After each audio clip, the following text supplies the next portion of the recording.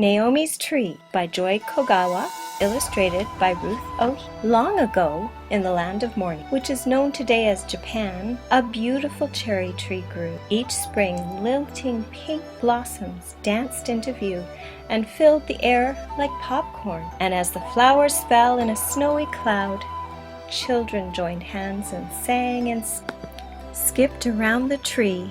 "Ah, is this not a friendly world?" the people murmured as they feasted on the sweetness. So the years went by and the years went by. The seeds from the friendship tree traveled to other islands and countries far away. In the bellies of beasts, in boats, and in the beaks of many birds, they drifted and sailed and flew. Eventually, after many years, one precious cherry seed was carried in the kimono sleeve of a young bride, who sailed over the great waters to the land called Canada. In the backyard of the house, they planted the precious seed.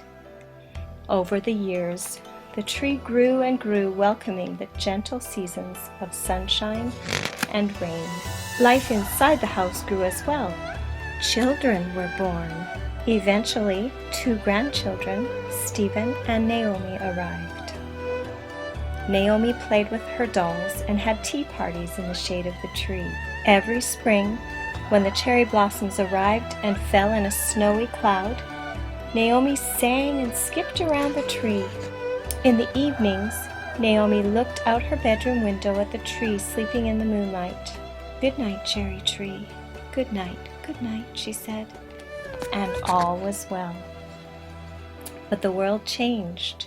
One sad day, Mama had to go far away. "I'll be back," Mama said as she left. Naomi waited and waited and waited. But then came the war, and Mama could not return to her family. Great sadness filled the world.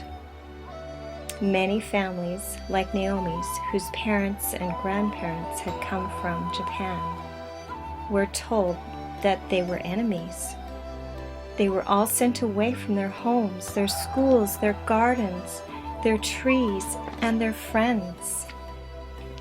The last night before she left home, she put her arms around the tree and, looking up into the branches, said, "I wish we didn't have to leave. I wish you could talk to me, cherry tree. I wish we could stay with you." The branches and leaves filled with soft whispering. "Remember me, Naomi. Goodbye, goodbye."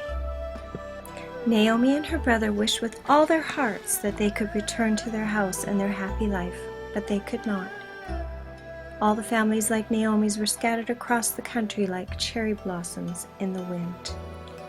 Finally, one day Naomi stopped thinking about the dear house with the windows across the front, and she stopped thinking about the cherry tree. But the tree never stopped thinking about Naomi.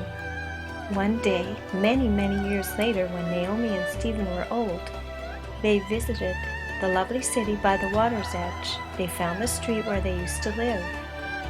And there, set behind 2 tall trees, stood the dear old house. It was almost as it used to be, with the same windows across the front. They opened the gate, walked down the steps, and followed the sidewalk around the backyard. It was all the same as before. And then Naomi saw the cherry tree.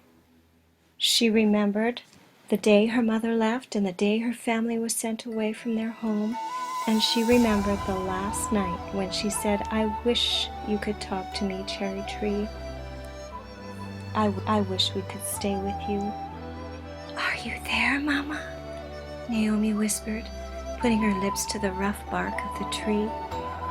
From deep, deep inside her, from a place as quiet as moonlight, she could hear her mother's voice.